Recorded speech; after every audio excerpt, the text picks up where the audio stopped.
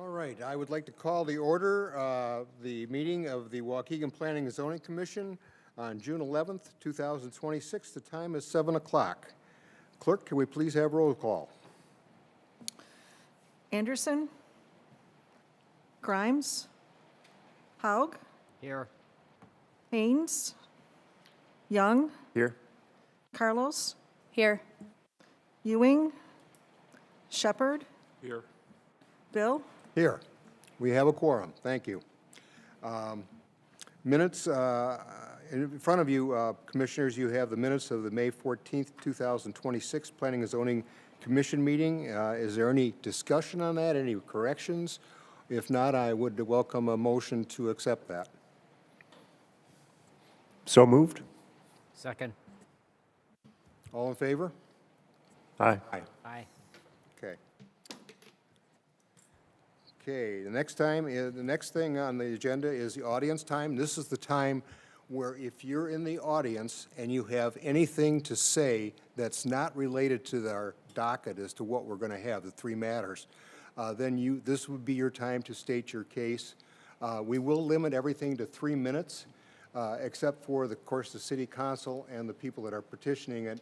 We'll give them a little bit longer, but if there's any feedback from the audience and stuff like that, we will put the timer on and leave it at 3 minutes. That's just to expedite it. If you have multiple people coming up and have the same position, if you could maybe pick a chairperson that would speak for the whole audience. If not, you can speak individually. Is there anybody that does need any audience time? Okay, we don't have any of that, so we'll go to old business, which is zoning calendar 2828. That's a variance to allow 50% lot coverage of the rear yard of 2709 Blanchard Road. This is continued from May 14th, 2026, as there was no requester present at that to state their position. City? Thank you, Chairman. Is this working? Okay, cool. Next slide. Awesome. So as Chairman Bill stated, zoning calendar 2828 was carried over from May's Planning and Zoning Commission. The applicant, Deborah Keenan, is the homeowner at 2709 Blanchard Road in the 8th Ward of the City of Waukegan. This particular agenda item is to address the need for a variance in the rear yard. The City of Waukegan has requirements stating that any yard, front, rear, either side yard can only have 40% impervious coverage. That counts as concrete, asphalt, basically anything where water can't get through. The rear yard in Ms. Keenan's home is now 50% impervious rather than 40%. Next slide. Sam, could I interrupt you just for a minute? Yes. Commissioners, we have a late commissioner came in. Sorry. And do we have a motion to accept and welcome Commissioner Haynes?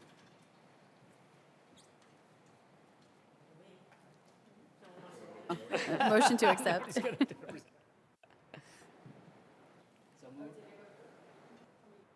Go ahead and be, Motion to accept. okay. All in favor? Aye. Aye. Thank you. Thank you. Thanks, Sam. Sorry. Welcome, Commissioner Haynes. All right. As always, I just put a couple of aerials to situate yourself. This is just west of Bonnybrook in a thoroughly residential area. Bottom right shows a closer image of the property. Next slide. The zoning of this parcel and every parcel around it is R2, which is our second most common residential zoning district. And as of right now, the Planning and Zoning Department has not received any letters of objection or support for the project. Next slide. It's somewhat hard to tell based on the aerials exactly where the expansion is, but I've outlined in red where this new addition has been built.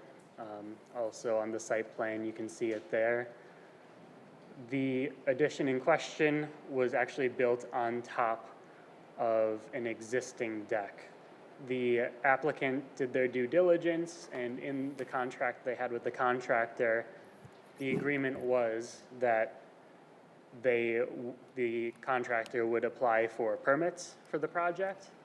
Long story short, the project was completed, no permits were ever pulled. If a permit had been pulled, lot coverage would have been flagged as an issue for this. So the applicant is attempting to retroactively permit this structure with the city. Next slide. I always like to include a small explanation of why you're hearing this and what kind of variance it is. The applicant is requesting a variance to allow for 50% lot coverage. The maximum in the UDO is 40%. 10% difference relative to the coverage maximum in the UDO makes this about a 25% variance. Because this is under a 50% variance, that means Planning and Zoning Commission is the final deciding body. This won't go on to City Council. Whatever's decided tonight is final. Next slide. We have some photos of construction. Yeah, just some basic facts. The addition is attached directly to the southern elevation of the primary structure. As I stated earlier, it would exceed the existing or the allowable impervious coverage by 25%. And the structure is already there. Next slide. Because the structure is already there, if the application is denied, the addition will either have to be removed or reduced in size, so that the rear yard will feature only 40% impervious coverage. And if the application is approved, the addition can remain as it exists today, and the applicant can continue to work with the city to receive those permits. I will now open it up to the commissioners for any questions or clarifications. I disagree with everything they. Sam, do we have representation by the owners here? Yes, we do. I should. Can you come up here? Oh, sorry. You're okay. Okay, my name is Craig Lehman, and I'm representing Debbie Keenan as she cannot make it this evening. Okay, Craig, was it? Yes, sir. I need to swear you in. Could you please raise your right hand? Yes. Do you swear to tell the whole truth, nothing but the truth? Yes, I do, sir. Thank you. Just make sure you sign the docket Okay, before you leave. okay. Okay. Commissioners, I sort of introduced the representative basically and the city council. So if you have any questions for Sam, for city, or from the owner's representative, this is your time.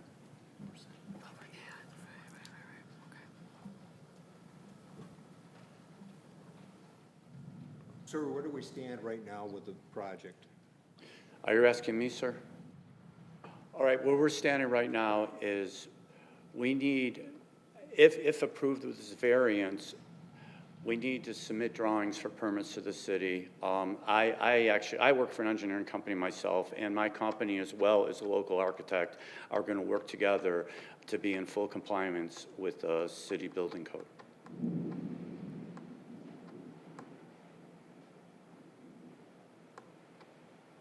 Any questions, commissioners? I guess, how far along is the project right now? Is Right it the now, photos it's- that we see here? What you see there is, it's about 50% built. There are several issues with it that have to be corrected, which will be corrected when I, submit drawings to the city and they're approved. May I say something? Yeah. I got brought into this late. She's a friend of mine, and things were going on there, that shouldn't have been, and then, then obviously they found out there was no permit, where she was just completely misled by a contractor, said, don't worry, I'm getting the permit, I'm doing everything, I've done this before, and as it turned out, wasn't the case. Well, she learned a valuable lesson about getting 3 bids, I guess, right? Yes, sir, she did. I hope so. Yeah, I tell that to a lot of my clients all the time. When I'm doing inspections and stuff like that, always get 3 bids. Turn on your microphone, so we can't hear you. Oh, you can't? I was just stating basically that it's a good practice when you're doing a construction project like this, you always get 3 bids, legitimate bids. Somebody that's licensed by the city, recognized or through a reciprocal agreement of some sort, that they are licensed and they do have protection, and all their sub-trades would also be covered with that. So it's a valuable lesson for Well, everybody. unfortunately, the applicant isn't here to hear it for the second time. She isn't, but it's good for public knowledge. And another question, Yeah. I think it's important to note that the first absence was on behalf of a miscommunication on staff. Okay, that's would- good to know, Sam. Yep. Sorry. Any other questions? if this variance was denied, how much of a hardship would it cause the owner considering that the project is 50% done? I mean, it's gonna cost her extreme financial hardship, because she paid this guy that did this the lump sum of this, and then she would have to pay to get it removed. And then when they attach it to the house, they did a lot to the roof and the actual rear of the exterior, so that would all have to be reconstructed.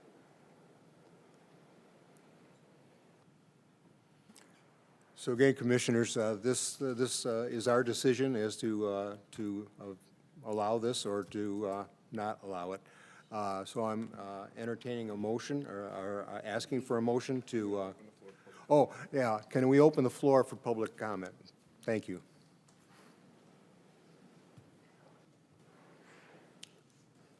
Can I swear you in? Yes. Sure. May I see? May I please be You seated? can, yes. Do you swear to tell the truth, the whole truth, and nothing but the truth? I do. Thank you. I'm Alderman Florian. This is in my ward, as you guys know. And I used to live across the street from this property, and I know Debbie personally, so I'll just say all of that. My concern, especially on a day like today, when I lived there, which is pretty much almost right across the street from her, just one house over, the properties there, like the property behind her is higher, she's a little lower, across the street is even lower. And there used to be, someone told me, a creek that ran back behind those 2 backyards, so the water always goes that way. When I lived there, if my power went out, my basement flooded. So I went out and talked to the people on either side of this project the other day just to see what kind of issues they had with any water. And the property to the one side of her did mention that they had water in their backyard. My question is 2 things. First of all, it's built on a deck. Is that legit? Like, can you do that? It's catastrophe. Okay. It's a catastrophe. Oh, our engineer is here. And, I mean, it is, so. Oh, you probably need to come up here, sorry. To be forthright, what they have done there is a catastrophe, and it's going to take a lot of work to get it to be in compliance with the city. Also, there has, in the drawings that are supplied to the city, there has to be a plan to alleviate the water. Because you can't build a building and then all of a sudden her neighbors get their basement flooded every time it rains. Okay. That was my main concern, and then the Okay. whole thing with the deck. So are you gonna be able to reconstruct a foundation under the deck? Initially, with my initial consultation with the engineering firm and the architect, local architect, our plan is to underpin the foundation with helical piers. Helical piers, what they do is it basically underpins the building so that it's sitting on a solid surface. And then the building is going to ledger into the house. Okay. So what happens to the deck? Is it really not being built on a deck? It's being built on piers?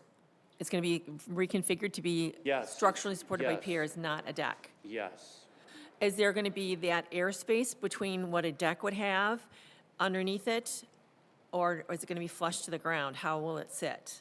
Well, it's gonna have to sit above the ground, you know, because there's gonna be 2x10 joists under there. Okay. And do you know that that method is going to be acceptable to the city of Waukegan from your experience? Or do you not really know that yet? Well, from my experience, it will be, because we're gonna do whatever it takes, whatever they require to do.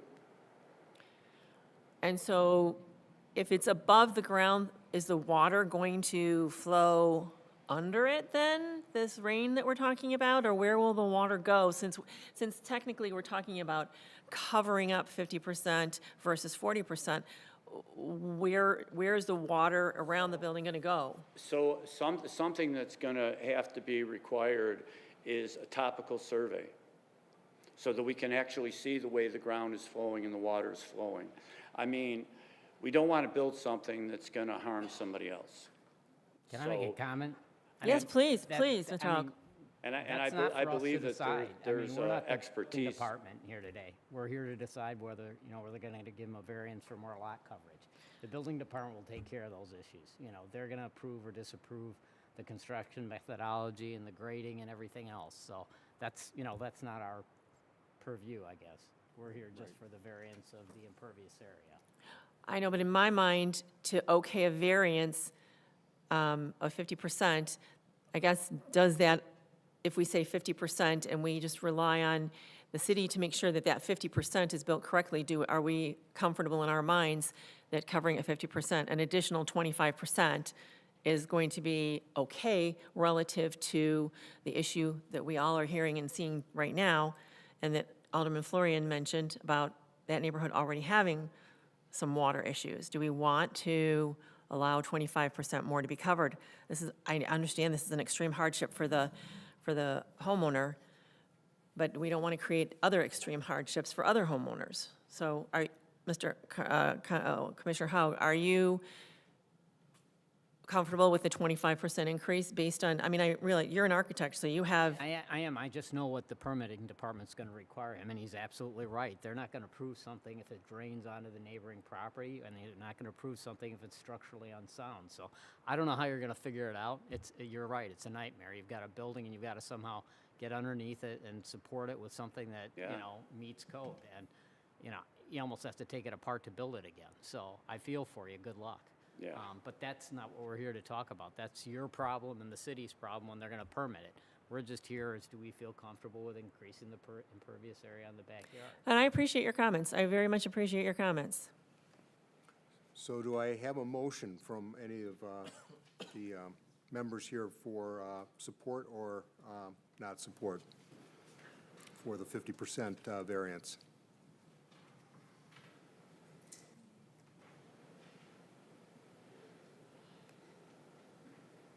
Don't be shy.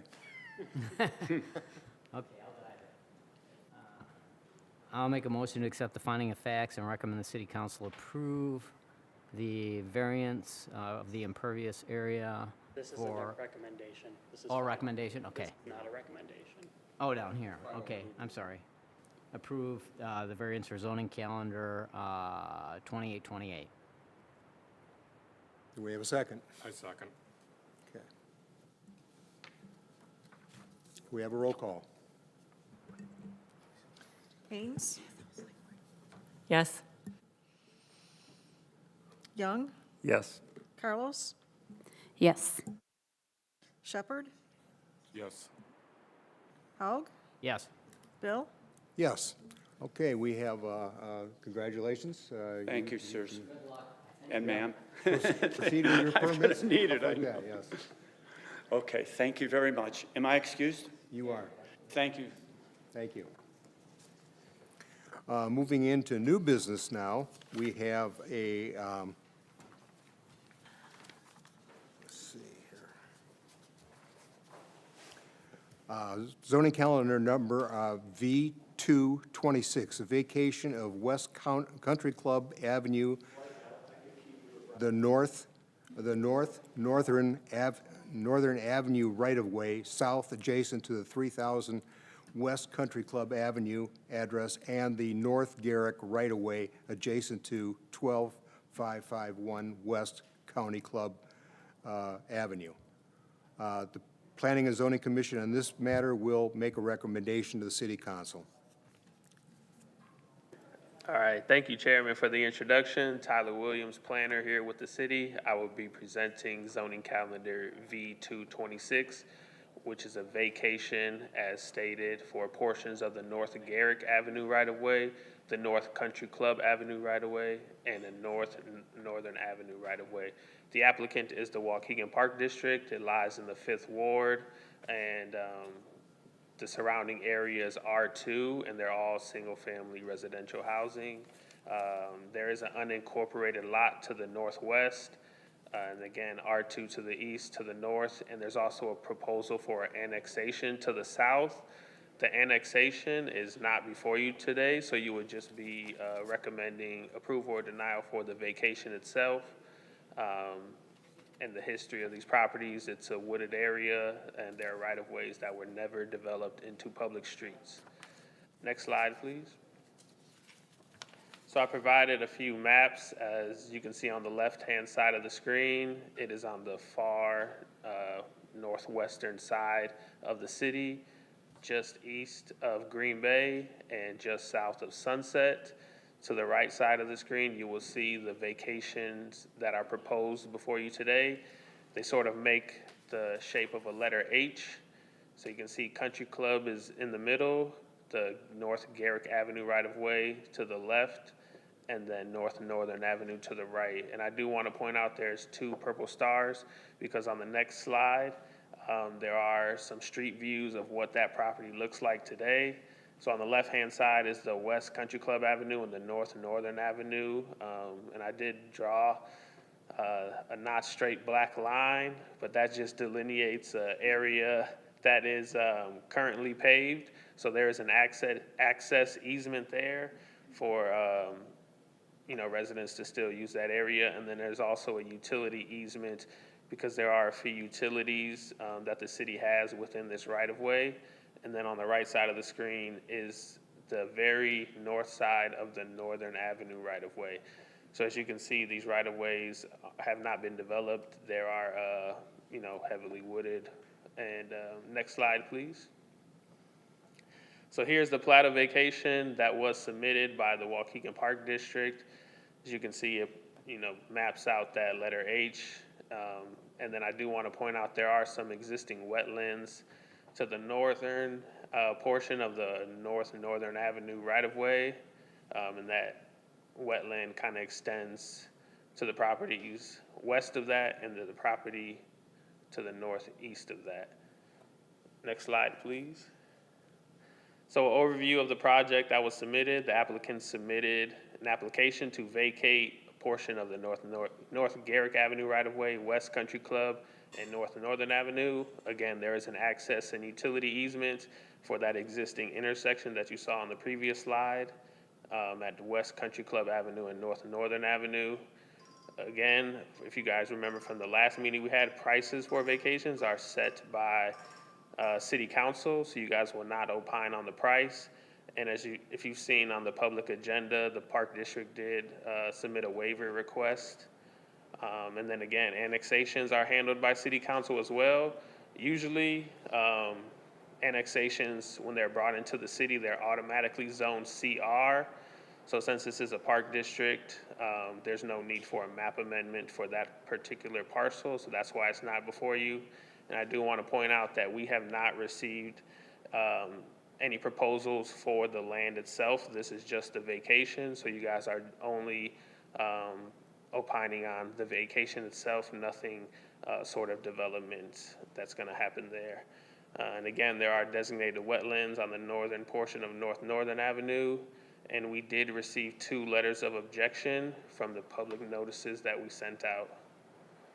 Next slide.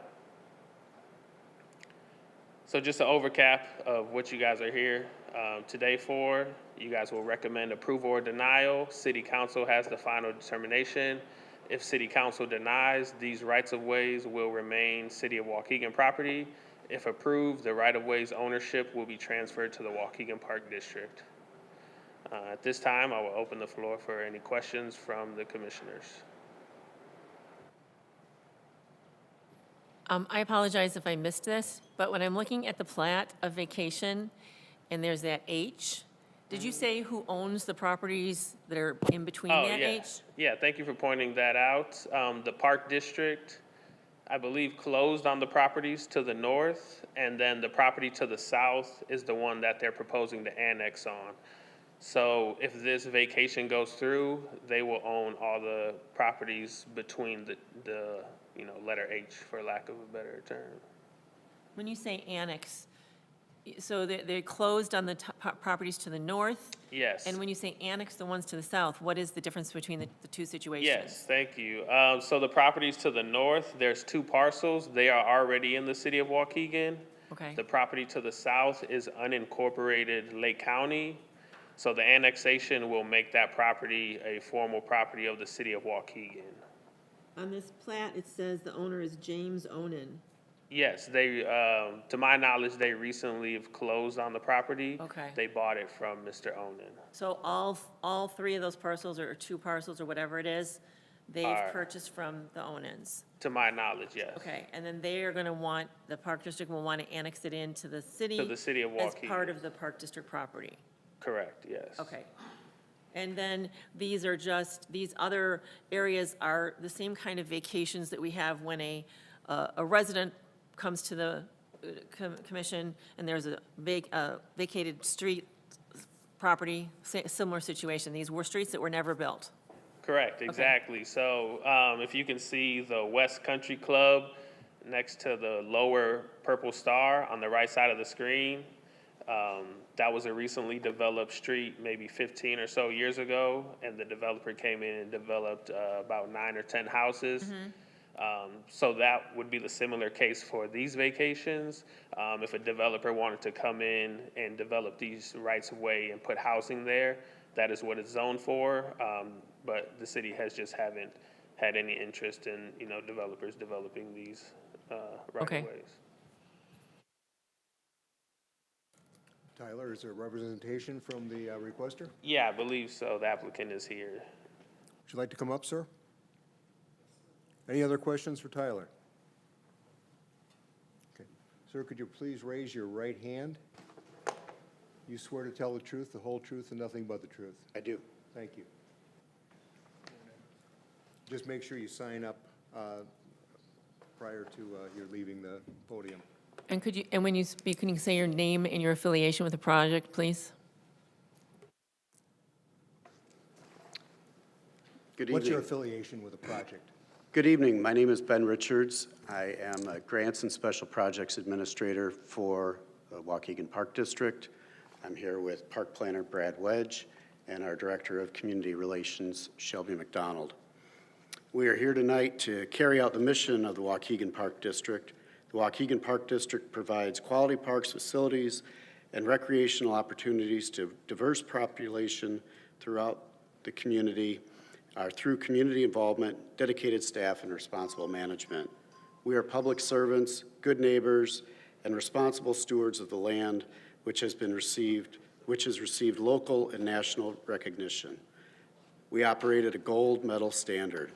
The Waukegan Park District repeatedly makes remarkable contributions to the city of Waukegan, and we can point right to the Carnegie Building that had been in the city's strategic plans dating back to at least 1987. We know the shape of the Carnegie up until that time, and the city has entrusted the Waukegan Park District to make decisions in the best interest of the community and has resulted in an incredible impact downtown. The Waukegan Park District has partnered with the city's community development, CDBG, for many projects that have always uplifted the city and led to accessible, healthy activities, and parks increase the quality of life for people and increase property values. With regards to the wetlands, on which approximately 5% of the acquired land is covered. We have partnered and seek advisement with Lake County Stormwater Management Commission on many projects and will continue to do so. Research shows that the best stormwater issues are healthy, maintained green spaces. As good public servants, the Park District consistently seeks input on renovations and developments. The National Recreation and Parks Association advised communities to have a park within a 10-minute walk. From Polo Avenue, the nearest parks are Ben Diamond Park, which is a 31-minute walk, and Adelphi Playground, which is a 25-minute walk, and Cross is a 4-lane road. Both of those are according to Google Maps, which I'll share a copy of those with you. With this directive in mind and our mission, the Waukegan Park District has gained stewardship of multiple parcels that you've named and that remain undeveloped at Country Club Lane, Garrick Lane, and Northern Lane for the eventual creation of what would be referred to as a neighborhood park, like Kirk Park, not a destination or community park like Rose, formerly Belvedere Park, or the Waukegan History Museum at the Carnegie. The park would reserve green space, likely have a simple playground and a walking path that would serve this cohort of residents. The walking paths were the number one result from adults in our community survey and our district-wide survey, and green space was the number 2 result in our survey. With this track record, we asked the committee to vacate the easements on the H-shape between the parcels to provide a continuous park space and expand free and public recreational opportunities. Commissioners, do we have any questions?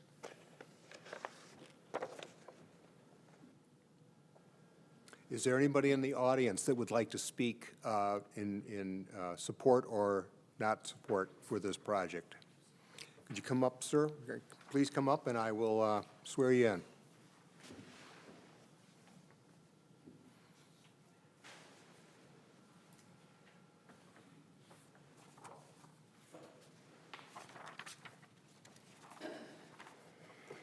Could you please state your name, sir, and then basically I'll swear you in. And your concern, or, you know, how are you associated with this program? Good evening, commissioners. So my name is Jesus Quisira, and I can do the swearing. Do you swear to tell the truth and the whole truth and nothing but the truth? Yes. Thank you. So I'm a Make sure resident. you sign the Yes. podium. So I'm a resident of too. Country Club Avenue, 3 houses from where the star is on the right. I've lived there about 6 years. As I mentioned, Jesus Quisira, I've been a 28-year resident of Waukegan. I'm a licensed professional engineer in the state of Illinois. I served as a city engineer from 2021 to 2025 here in the city of Waukegan. And I love the Park District. I have a 6-year-old son. We walk to Ben Diamond Park all the time. And I also partake in the golfing at Bonnie Brook a lot. With that said, though, I do want to offer the commission an alternate perspective on the Park District's envision of this plot of land. So what's the problem statement here? The problem statement is the vacation of the city's right-of-way without a well-defined and coordinated plan with the Park District. The decisions made here can undermine a long-term potential of the whole area that's unincorporated and also incorporated. In my communications with the Park District, I did email the, forget the title of Quincy Bester and his second in command. They shared that they don't have a plan right now for this area. As Mr. Ben Richards said, there potentially be a playground, which would be great for my son, a walking path, but yet where are you going to connect it to? So my objection is to vacation of the right-of-way. And I'll call upon the plan, the 2020 Comprehensive Land Use Plan that you should all be aware of. That plan has a lot of goals for the city of Waukegan. Some of them include the potential of annexation and expansion to the west. The current status of the residential areas are all single home families. I did offer a letter for your review. Hopefully you guys were able to review that letter. In the letter, I do have maps attached to it for the potential expansion of the city of Waukegan to build out the infrastructure and create more housing, market rate housing, single-family housing to create resilient neighborhoods. So this is my perspective from a resident and as an engineer that wants to see the city grow. An alternative location for a park, which again, I'm down the street with a 6-year-old son, will be just south of where the annexation is being proposed and the Florida right-of-way. If you take a look at the map south, there is a high-quality wetland there that will never be built. There are parcels right adjacent to it that the park district could also acquire and build a more well-defined map, a neighborhood map, community park, I'm sorry. But again, it's having that long-term vision for the city of Waukegan. Just because we have not seen developers come in here, I don't know what the city's efforts have been to acquire talent to come and develop the city and build out neighborhoods. So I've lived in the 5th Ward pretty much all my life. I used to live on Sycamore, where it's very walkable. That is a very, is that it?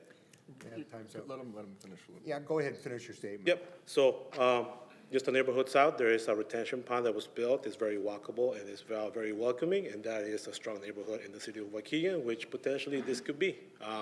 If you vacate the right-of-way, you negate that and many goals from the 2020 Comprehensive Land Use Plan. Thank you. Thank you, sir. Who else wanted to speak?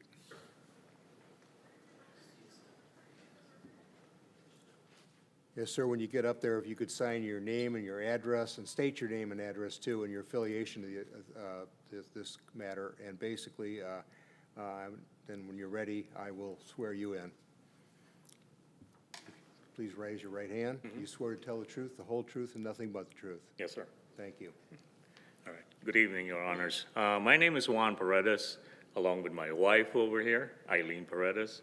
We live on Garrick Avenue, a little bit southwest of that H right there on the photo. So our concern with the neighborhood is that I understand there will be there's a plan to have a walking trail. In the past, without the walking trail itself, my next door neighbor, the Placus, live closer to that area being talked about.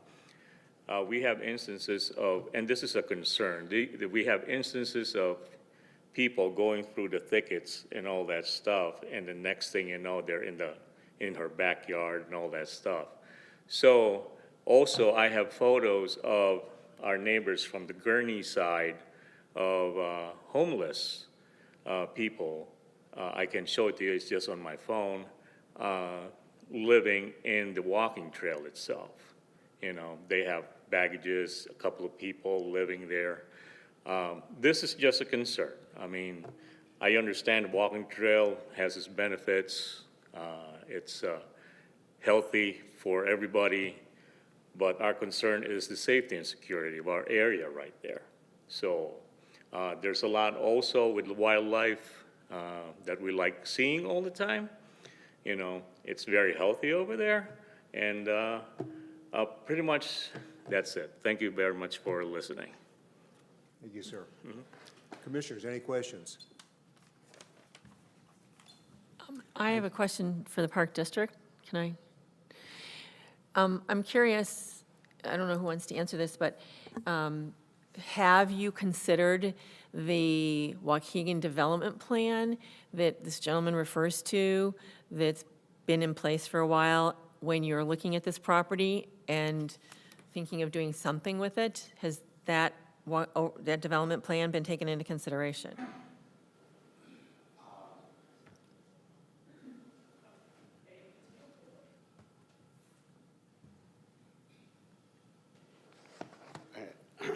I'm going to tell you, I don't know if I can directly answer that. I was not part of the purchasing of the property, so, you know, it was purchased from the private owner, and, yeah. Okay. I wouldn't, you know.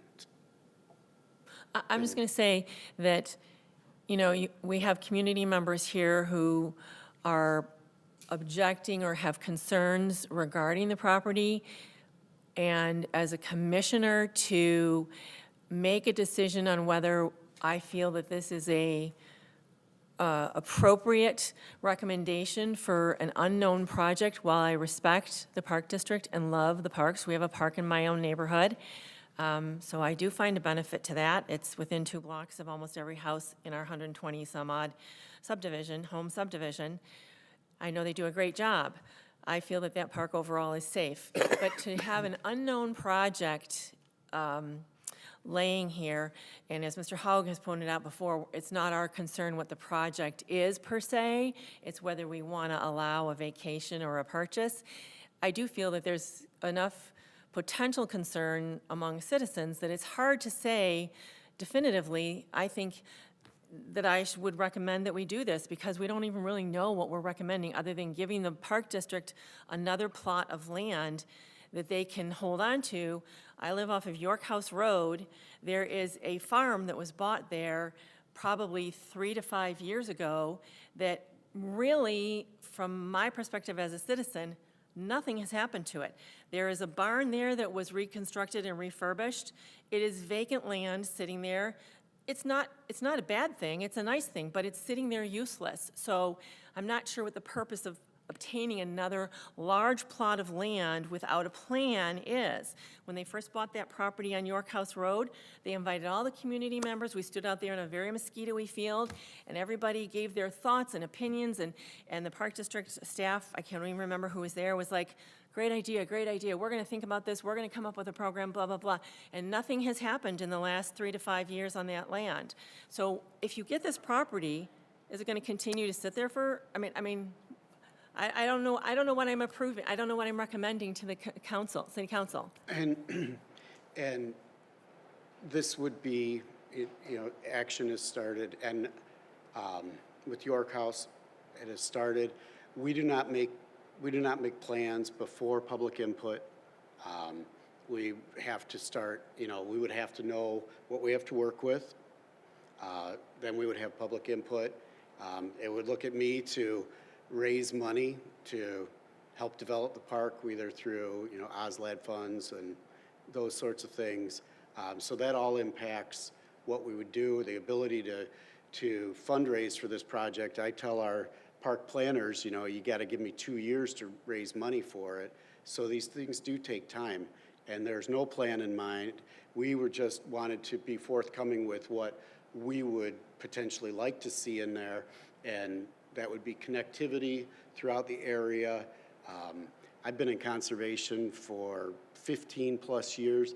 This is one of the heaviest amounts of invasive species I've ever seen. I looked at it and I was gonna walk through it yesterday to prepare myself. I'm like, I love blazing through forests. It's so dense in there, I don't know how anybody could get through. But it's years off. It would be years off. And I could only speculate 5 years. And I know there's more plans with York House to come. I would like to know, I would like to see something official rather than, this gentleman's done a nice job of bringing up the development plan. The development plan was done prior to my sitting on this commission. And so this is, my understanding is that this is what is sort of the guidepost for developing Waukegan. What powers that be prior to my time, and maybe smarter than me, maybe, decided was the direction that the city wanted to go in terms of developing the property that they had and the different areas of the city that they had. And if we're going to take a step aside from what this is set aside for, I'd like to see, as a commissioner, I'd like to see the reasons that we should do that. Why would we say we're going to step outside the development plan and give it to a very worthwhile organization, mind you? I have no criticism of the organization itself, but knowing kind of why we would want to recommend that for this particular situation as opposed to what the plan already says. Yeah, the area has had a lot of opportunity for development, and the person that owns that they are a developer, right? Onan? Yeah, and they opted not to, I don't know how many years they had it, and that's how we ended up with it, because they, no developer had, it's been quite a while, so. Well, unfortunately, there's quite a few areas in Waukegan that have that same story. So I don't think that in and of itself is the reason to say, you know, I'm uncomfortable at this point with the information that I have in hand, personally, as one commissioner, recommending to city council this subject here. I don't know if any other commissioners have any other questions. Mr. Haug, you definitely are always on the other side of the information. And I am on this one too, I might And I add. appreciate your How long- comments. How long has the property been vacant? I mean, yeah, I mean, you said it in your presentation, I think you said 30 years or something, it's sat vacant? I mean, it's never been developed, so as long as mean, Waukegan has been around. If it was a viable piece of land that was developable and somebody could make money, I think Mr. Onan would have found a way to do it. And so, and I wish, you know, you would come to my neighborhood and build a park. I thought like parks were like mom and apple pie. Everybody wants them, right? So, you know, I think this is a great thing for the city of Waukegan. I'm sorry for the people that objected, but I would love to have a park, you know, within walking distance of my neighborhood that close. It's just a great opportunity. They've already purchased the land from Onan, so that's not going to be developed. It's already theirs. And I can understand why they're not planning anything because they don't know what land they have yet. It sounds like you're in the process of maybe getting We'd that have to land to the public input. south. Yeah, we'd have, you you know. know, public input. It'll take a lot of planning to get in. And we love development. I mean, we're a tax-based organization, so we love more tax dollars in this system. Yeah, and I mean, the land, the easement has not been used. I mean, they haven't built a road through it. No developer wants to develop anything. So, I mean, I'm a believer in getting what the best deal is right now. You know, I've lived in Waukegan for over 40 years, and I'm always hearing about, oh, this is going to take off. And I'm like, let's take what we can get now. That's my opinion. And if I could add something, so if they were to develop plans for a small neighborhood park, those are permitted uses, so that would not be before you guys to opine on, and it wouldn't go to city council. If they were to develop something like the sports park out on Green Bay or a larger facility, for those that remember the golf facility they at one point proposed, that would come before you. But if it's just walking trails and a small park, that would just go through staff review. So it wouldn't even.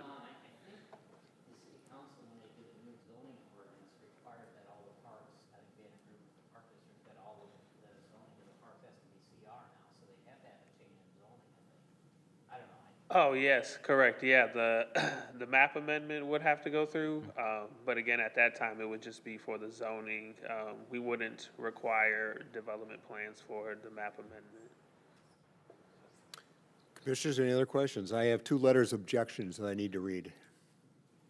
Okay, we'll start off with the first one, and that was written by Michael and Gloria Patterson, who live at 2108 Northern Avenue. They live within 250 feet of the calendar meeting we're talking about here, and they have an attached letter. And that is dated June 2nd, 2026. Members of the Planning and Zoning Department, we live at 2108 Northern Avenue. Can everybody hear me? All right, okay. Okay, we live at 2108 Northern Avenue and are against the Waukegan Park District acquiring the right-of-ways requested per zoning calendar V2-26. Having spoken to our alderman, Edith Newsom, it is our understanding that the Park District would like to put a walking trail and a small playground. Based on the map mailed to us, this would be the property of 3007 Brook Avenue and 3000 Country Club Avenue and 12561 West Country Club Avenue. We live on the properties of 2108 Northern and 3002 Brook Avenue, and also own 12485 West Brook Avenue, all of which are adjacent to the lands being acquired by the Parks and Trails. We have many concerns about this proposal, a few of which are, we understand from our alderman that the zoning change request is no guarantee that anything will be placed here, and that any specific plans for this land to be used would be voted by citizens before it was begun. However, why bother to change the zoning if we don't have a specific plan. Bullet point 2, the area of the south of our home, which includes 3007 Brook Avenue, was deemed wetlands many years ago. I don't have the exact date for you, but my parents, Betty and Louis Stickrod, bought 2108 North Northern Avenue and 3802 Brook Avenue around 1966, and my husband and I acquired both properties upon their death. My parents were assured that Brook would never, ever go through, nor would North Northern ever go through because of roadways were on wetlands. For many years, the backyards were unusable year-round and did not have prolonged wet areas even during times it rained hard and frequently. The home was built to the north of us around 1986 at 2120 North Northern Avenue, and occasionally we would have small muddy areas in the spring. We have seen increasing flooding in our backyard. Sometime around 2000, Mr. Onan owned the property to the south and intended to build on it, and he cut down many of the large trees in the property, and even encroached on my parents' property of 12485 West Brook Avenue until my parents threatened to call the police if they continued to cut down trees on their property. After that, we noticed a lot of springtime flooding in the very back of the property, and then even on the property within 20 feet of our house. With every rain, it seems like there's some standing water in our backyard for several days. This affects the use of our property, our ability to mow for days after the rain, and I'm sure even the value of our property. I suspect many more, perhaps not all, the trees will be removed to accommodate playgrounds and walking trails. If the land to the south is further developed, we are going to end up with essentially a swimming pool in our backyard. What about the playground trails themselves? How many months out of the year are they even going to be usable? Why would the Waukegan Park District invest resources into a facility that will not be fully functional for a long term? Would any of you intentionally take your dog or children on a walking trail that you know is going to be at least partially underwater? I doubt this, and it is wise spending on the Park District. It suggests government fraud. Who's getting paid under the table to make this happen? I'm just reading the letter. We can envision this is a good investment for our community. A good portion of the land is underwater year-round. Do we want to encourage young people to spend their leisure time in the area requiring rubber boots, potential risks of drowning and germs from stagnant water? What would you possibly be thinking? And if our proposal involves filling it up the land so it's no longer a wetland, then where does the water end up? I suspect it will be in our yards and basements. Currently on this vacant property, which the Park District wishes to acquire, there is a lot of wildlife. We see deers occasionally, rabbits, possums, squirrels frequently, and some fluctuations over the years. We hear coyotes at night sometimes and see skunks more than we would like.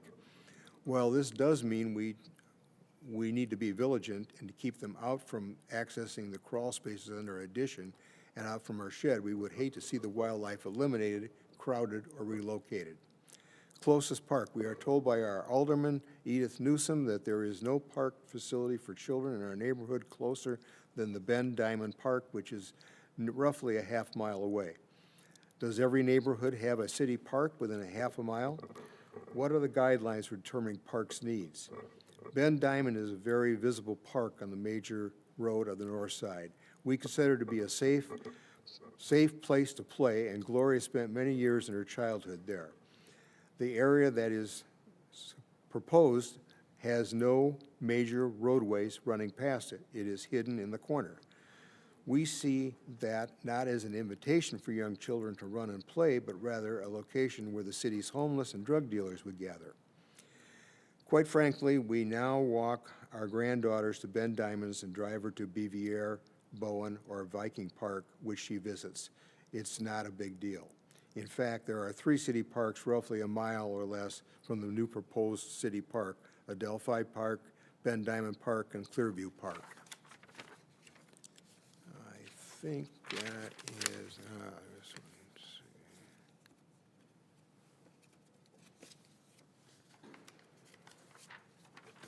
see. Yes, that was that comment from the Pattersons.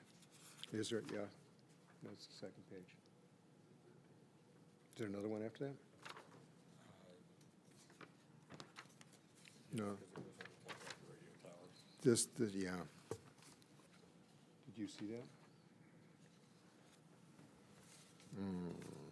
Let's see if I've got it here. Bear with me, I seem to have missed a page here. Let me find it.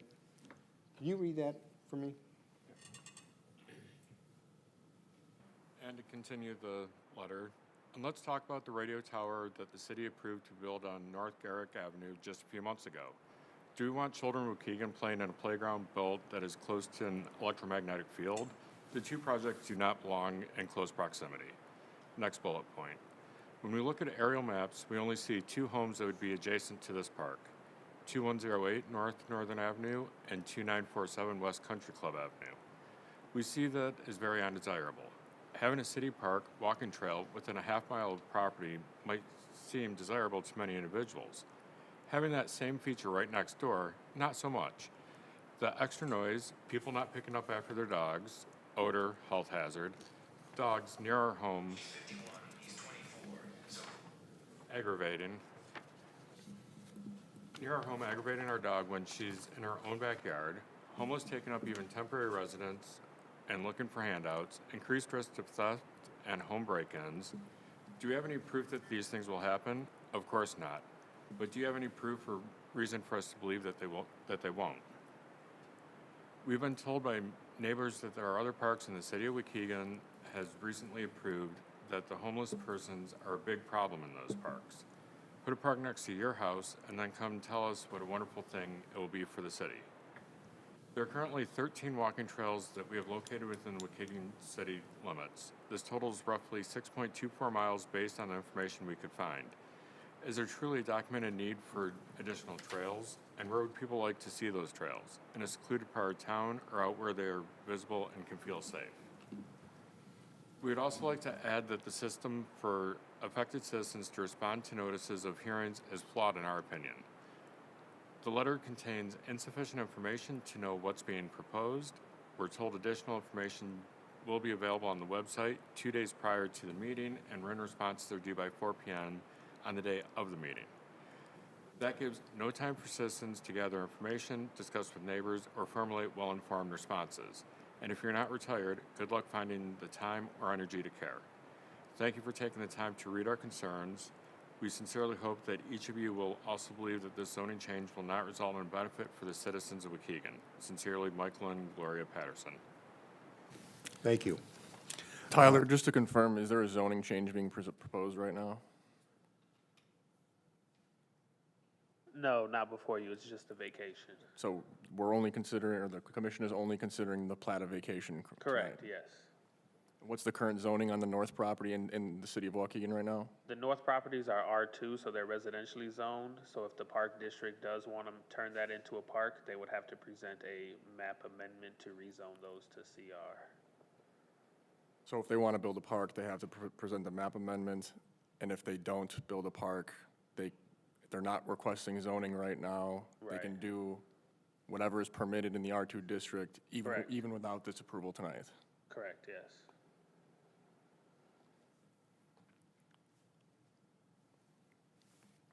All right, we have one more objection report, and this is written by the city engineer.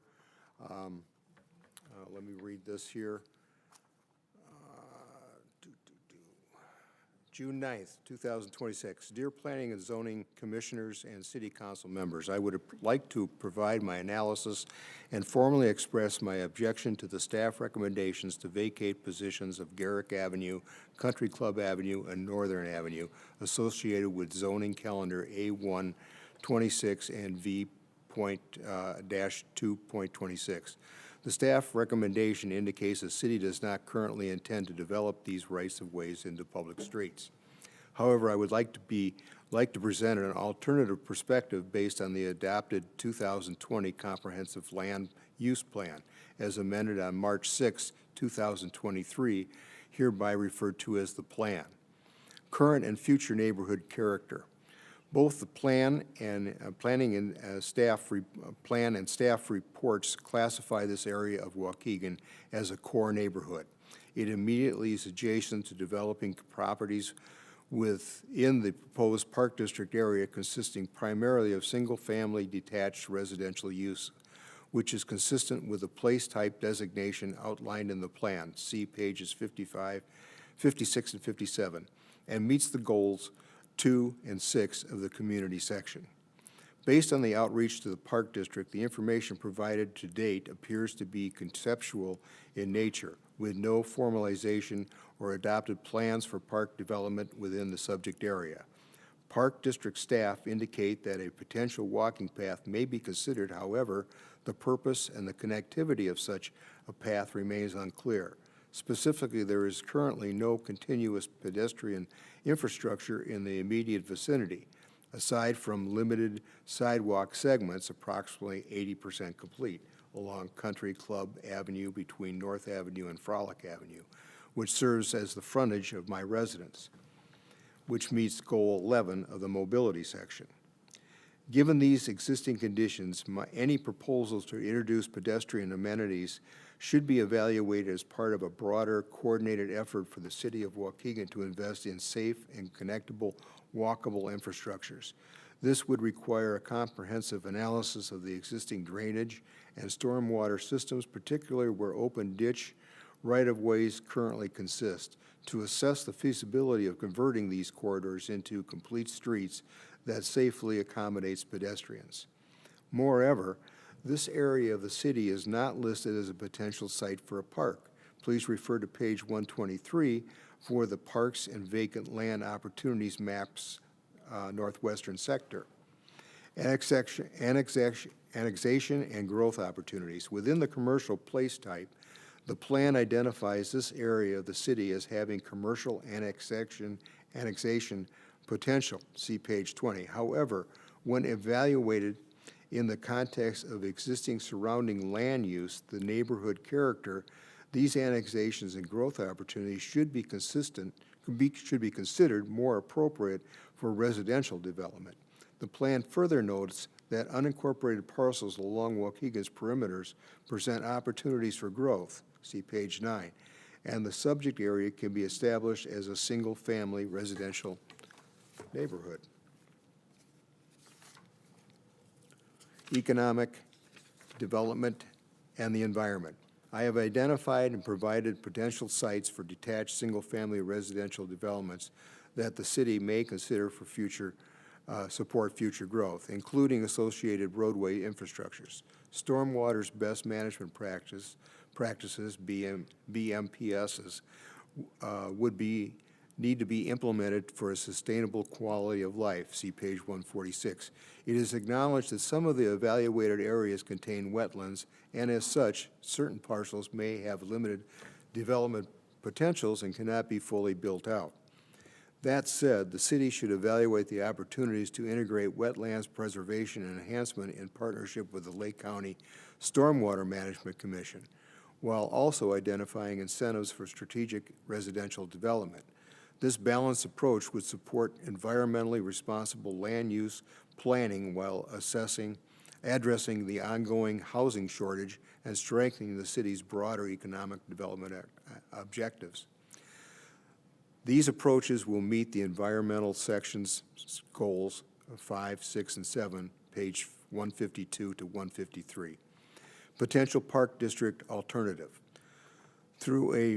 Though a future forward-thinking and coordinated planning effort, a potential location for a neighborhood park could include parcel PIN number 08-07-409-0110 and the adjacent Florida Avenue right-of-way.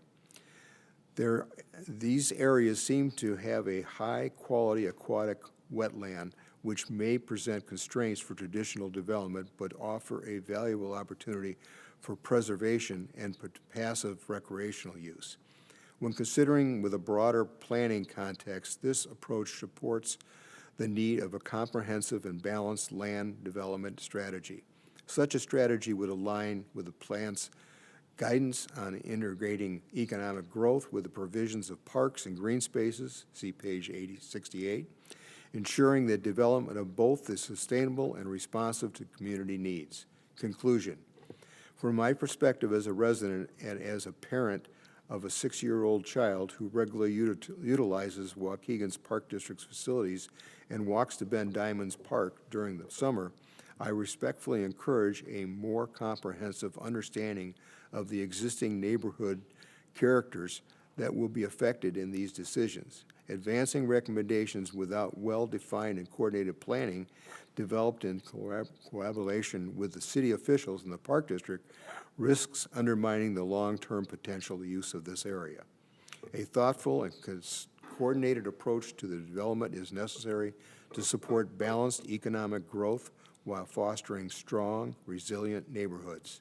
Such an approach would align with the broader goals of the comprehensive plan and ensure the future development enhances both community livability and long-term sustainability.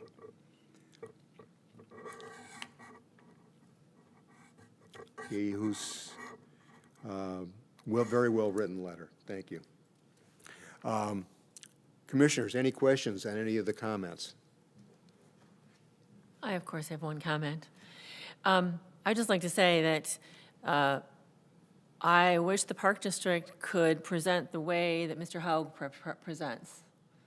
Mr. Haug always has a positive spin on the things that, I mean, he actually has swayed my thought process in this whole thing. And if you guys came and presented the way he presents, I may not even have objected. He laid it out very clearly and made a good case for you guys. And I wish that when you guys come here, because I feel sometimes like when you guys come, it's like you're the Park District and you're a great organization and we should accommodate you, which I don't disagree with to some extent, but I think that you can't just assume when you come here in front of us that we all are going to agree, especially if there's citizens that are objecting to it. We have to take that into consideration. So I appreciate Mr. Haug's comments. He actually has made me rethink this a little bit, and I wish that when you guys would come, you would come like that instead of with kind of a loosey-goosey, we're the Park District, we got great plans, and we don't know what we're going to do, but we're going to do something good, we promise you, you know? And I know that that, for the most part, is probably true. It's just very hard as a commissioner to support a very loosey-goosey plan like that. And he put it in much more succinct terms than you guys did. So thank you, Mr. Haug. Well, thank you, and I have to admit that I use their facilities every day, so I'm totally biased. I think they do a great job for Waukegan, and I think they're one of the great highlights in the city, so. I don't disagree. Yeah. Any questions from the commissioners or from the audience? Otherwise, I'm going to ask for a motion to accept or deny. And this will be a recommendation to the City Council. This won't be, it's just a recommendation from our committee. Do I hear any motion? I motion to accept the findings of fact and recommend the City Council approve the vacation for zoning calendar V-2-26. Do we have a second?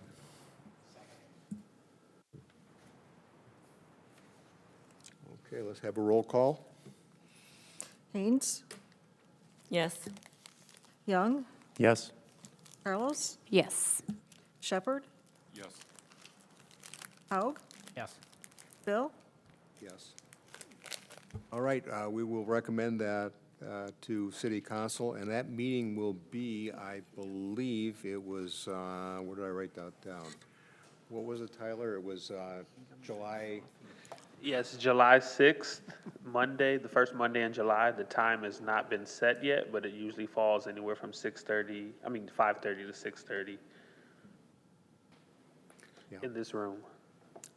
and you can see Park District, I understand, yeah, I love you guys too. You do a great job.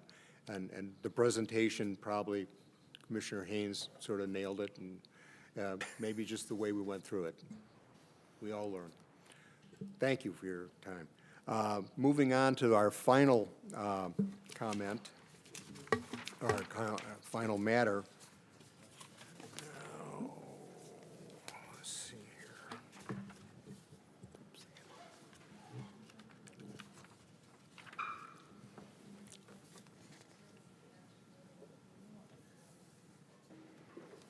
Okay, zoning calendar number 2829. This is a variance to allow a 6-foot privacy fence in the corner of side yard of 2711 Navajo Road, exceeding impervious ground cover limitations of 50%, lot coverage in the rear yard of 2709 Blanchard Road. Waukegan Planning and Zoning Commission will make the final decision on this matter. Sam, can you fill us in? Thank you, Chairman. Zoning calendar 2829, the applicant and owner of the property is Ms. Mady Marquez. She is currently living out of state, and the current resident is her mother. The representative of the project here is a family friend. The address in question is 2711 Navajo Road, again in Ward 8. This is another variance to allow a 6-foot tall wooden privacy fence in the corner side yard.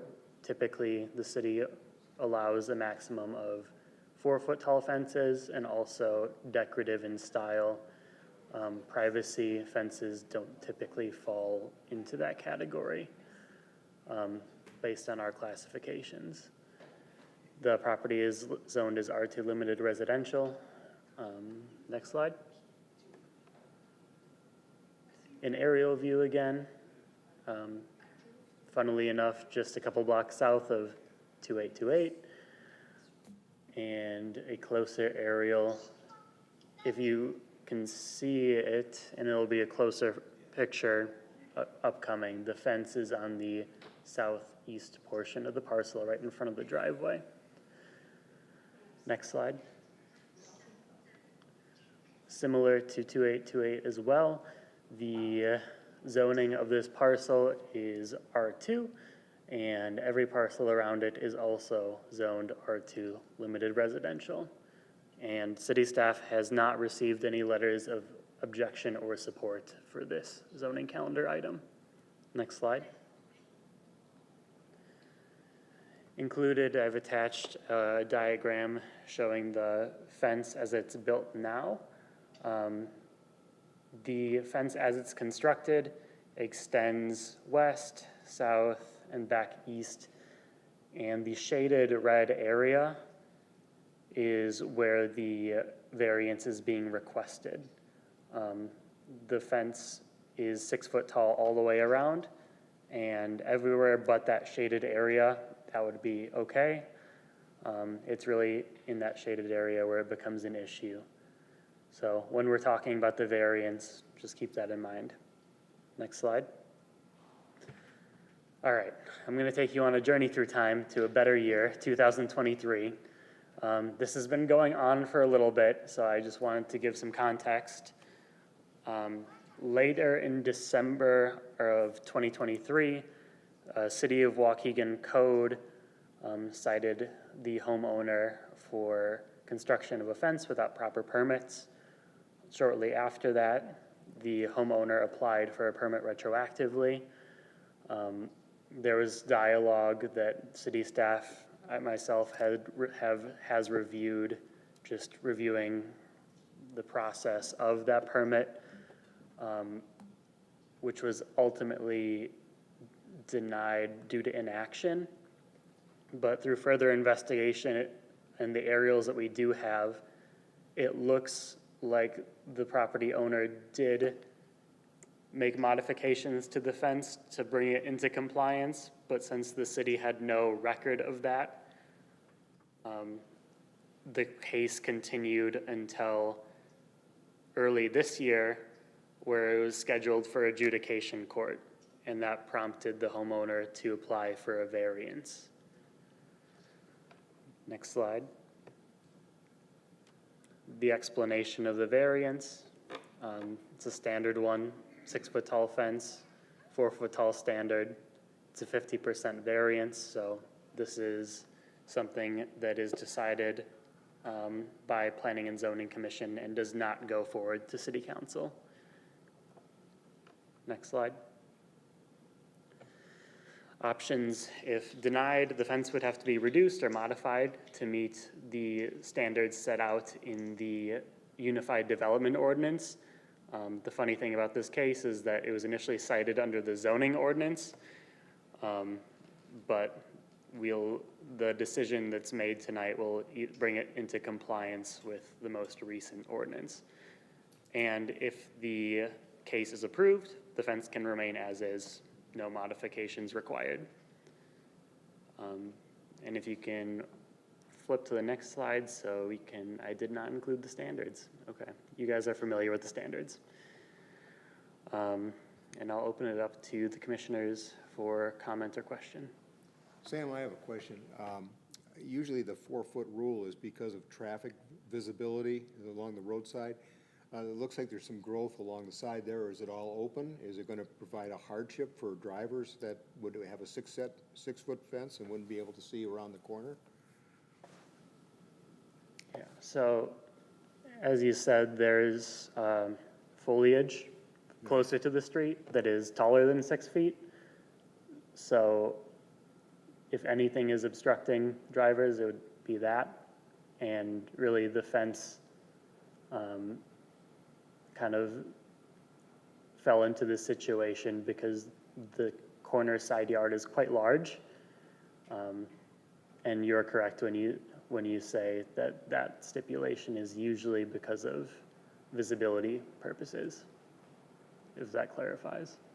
It does. The fact that it has vegetative cover now that's higher than that, so it would negate it. Of course, that could die off too, but we still have the same thing. In that picture, we're just talking about the 10 to 12 feet in the very bottom left corner, correct, of actual fence?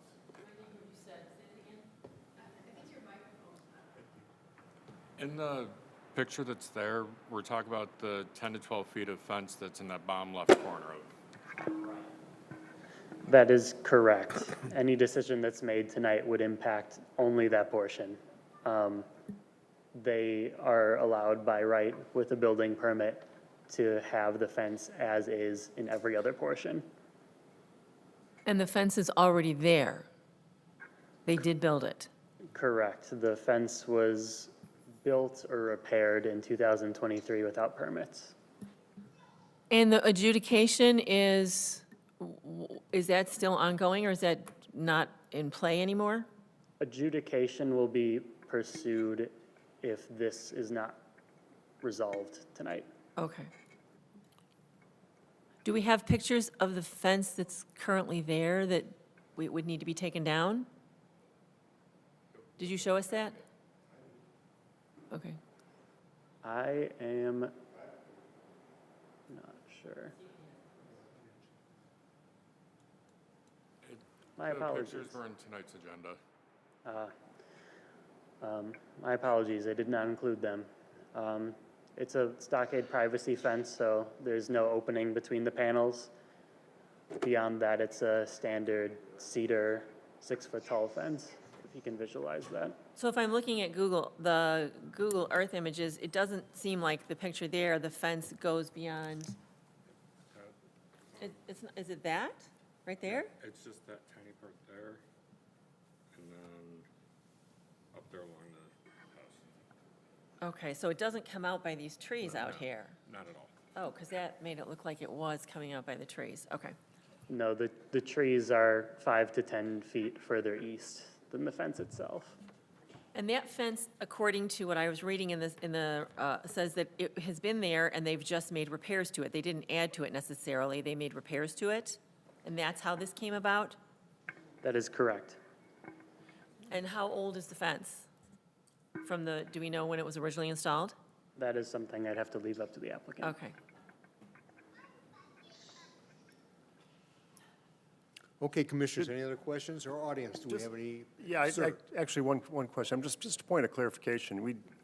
Because from what I'm reading here and what I think what you said is to 2023 is when we discovered the fence was built outside of the proper code, and then in 2024 they retroactively applied for the variance. Is that correct? In 2024, the fence was modified, but no change was made to the permit, so the code case wasn't closed out, and that's why it continued on. Okay, because what I'm reading is that the the citation in 2023 was for code enforcement of construction of that, but we don't know if it was constructed then or years before. We don't know when it was done. It was cited for construction. The applicant has stated they had just made repairs. Okay. But then the follow-up to that is shortly after, somewhere between 2024 and now, they continue to work on it also without permits. It might have been to fix some problems, but they also worked without permits. Yeah, so that's just something that we noticed based on the aerial images that we have. Yeah. Looking at the permit activity, obviously we don't see it because there was no record of it. The permit was open during that time, so it's likely that modifications were made based on the comments left on the permit. Yeah, likely, you're very nice. It's possible. But Yeah, fair but enough. it was brought into compliance under the zoning ordinance, and it would have been resolved if we had a record of it. Fair enough. Thanks for the clarification. Sir. You can go Should to we the have the- podium and just state your name and your address and your, make sure you sign in. Should we have the property owner first or a representative of the project? Yes. Yeah. Okay. Sir, again, could you state your name, your address, and your affiliation to the project? And then I'll swear you in. I'm just a friend of the property owner. She's on the phone. Okay. My name's Larry Broston. Okay. I'm just trying to help coordinate because she's in Columbia Okay. and she's in Austin, Texas right now. Thank you. Could you raise your right hand, please, sir? Yes, Do you swear to tell the truth, the whole truth, and nothing but the truth? yes. Thank you. Make sure you sign in before you leave. Is she going to be speaking on the phone to us? I hope not. I don't think we're going to be doing that. She can. Lorena, I mean, it's up to the, can you hear her on the speaker? No, we're not going to do this. I'm Oh, sorry. okay. If she wants to speak, she can be here, okay? Yeah. And I Okay, don't want to speak but for the chairman, but do you have we're not going to start doing a telephone. question? I can try to answer. You could, yeah, try to interlope and try to get that information from her or something like that. But commissioners, do you have any questions for? Well, the I got owner some for- questions for Sam. Have they paid for the permit now to put, Yes. for the fence? Yeah, they paid. They paid the permit. Okay.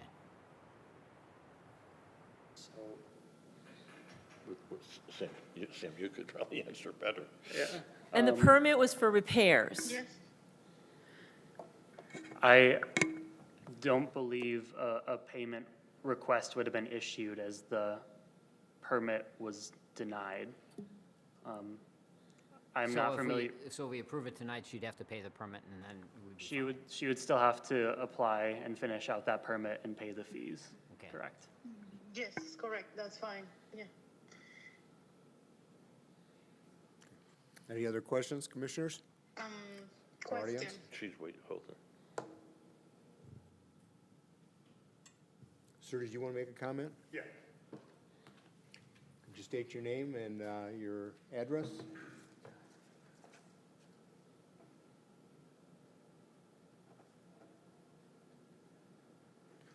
Okay, I'm Leonard Forrester. Do you swear, sir, do you swear to tell the truth, the whole truth, and nothing but the truth? Yes. Thank you. Yeah, I'm the property owner directly on the backside of this fence. Okay. There's no way we could allow a 6-foot fence to go to the street. I've got some pictures. There's a lot of traffic on Mohican. That's the main cut-through for this whole area here, and they come in and out fast. If that fence is carried all the way out to the street where it's been before, we can't see out of the driveway. I So don't think that's what we're doing, is it, Sam? that's what they want to do. They want to carry it all the way to the sidewalk. That's not my understanding. I thought they just want a variance for what they got already. That doesn't Well, mean. already from our porch, we can't see down the road because Okay, that so you're fence objecting goes for out. the current condition. Yeah, the fence already extends out past the edge of the house. Okay, yeah, I know. I'm Where, looking at the picture. I can see it. They did have it out further, and then they brought it back, but even at that point, we have some difficulty seeing down the road, but if they continued it all the way to the sidewalk, there's no way we would ever be able to back a car out without running a kid over or anything else coming down that sidewalk. I mean, we've had this property next to it's been in our family for 49 years, and the fence just can't go out that far. Nobody else in the neighborhood has a fence that extends out that I far. don't think that's what we're talking about tonight. I think we're just talking about the fence that doesn't meet the code requirements now. Am I Yeah, it right, doesn't, Sam? That we're and it not can't talking go out about any giving further. them a variance to do this fence all the way out to the road, right? Sure. Just to clarify, any approval tonight wouldn't permit further expansion. They'd have to come back for another variance for that. If this were approved, it would be approved in this footprint where it extends 9 feet past. Right. Yeah, I have a picture. So do you have an objection to what it is right now? So Sam, just to clarify one more point, so the red line on the bottom left of this picture that depicts the fence, That depicts the fence as a whole. well, the whole fence on the left side, the darker red, Yeah, I that's can the see it. existing fence? Yeah, just where the line intersects with the shaded area It's just is the where- corner side yard. Just where the fence is in the red shaded area. Correct. That's the only area that we're talking about. Yes, every other area, a 6-foot-tall stockade privacy fence. Realize that you're only gonna pull it back 9 feet, and then she can have a 6-foot fence all the way back to the backside of her property. You're not changing anything beyond. So are they asking to go all the way to the sidewalk is what my understanding no, was. they are not. They're asking They to are go all not. the way to the sidewalk and fence that whole area in. No, No, they're, They're asking to leave it just like it is. Nobody wants to change anything. it doesn't meet code now. They're just asking to keep what's there. It's not code now. It's not code now, no. No. Nobody else's fences extend out past the edge of their houses except Yeah, their. but the cyclone fence that was there, is all they did was follow the fence. And, But it was a cyclone fence. yeah, Fence, and Now the whole it's a object stockade is, fence at 6 feet tall. I understand where you're coming from. I'll tell you a little story. I had the same problem with my house. I went in for a permit, and I wanted my fence to be higher, and they said no, so I had to take my fence lower before we built it. So, Right. and there's a reason for the code, I understand, and you're objecting to it, so Right. you're entitled but to it that. doesn't block the view of anything. Doesn't matter, doesn't meet Well, code. This is from my porch. And where I you- live right here. I know where you live. Okay. So it does. It blocks the view, but you can't see. Well, it does You block can't- the view down the neighborhood. there's a reason for code. There's a reason there's a code out there, is so that there's consistency and everybody's following the same rules. Whether or not you agree that the view is important to someone or not, doesn't matter. There's a code for a reason. From my house. Now, if you look going the other way, this way, it's all, they have a cyclone fence that's short on the other side. So let's move ahead. Commissioners, do we have any more questions, or anybody else from the audience, or anything else? Everybody's spoken. I'm looking for a motion to either accept or to deny this variance.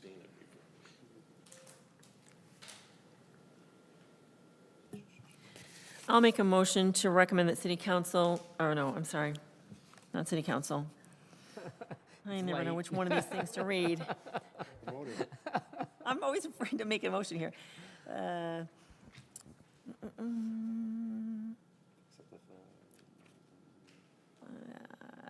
Okay, I think it's, The bottom one. okay, I make a motion to accept the findings of fact and deny the variance for zoning calendar 2829, for the reason that it doesn't follow code and it blocks the view. Do I have a second for that?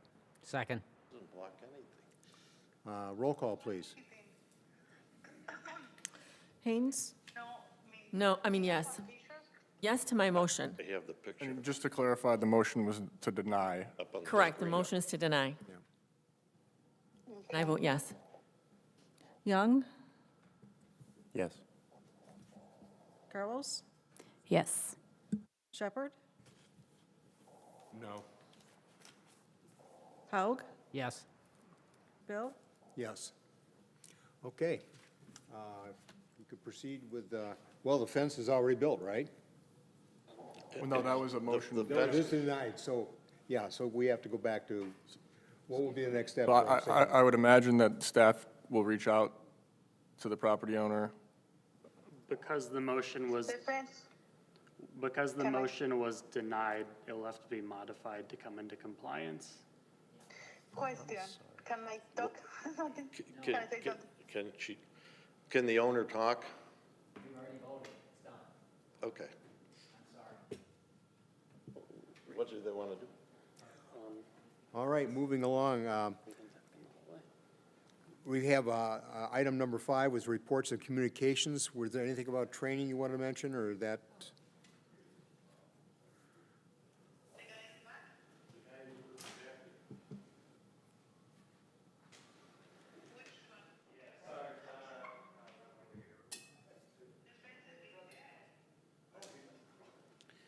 Yes, we didn't receive any applications for the July, I believe, 9th Planning and Zoning Commission, so we're trying to schedule a commissioner training for you all. I believe we had one back in 2023.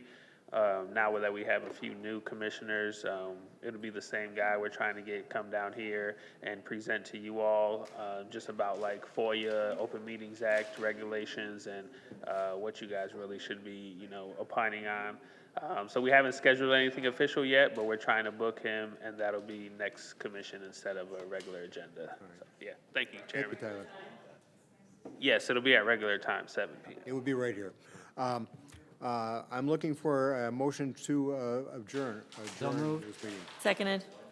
All in favor? Aye. Aye, thank you. Meeting is closed at 8:31.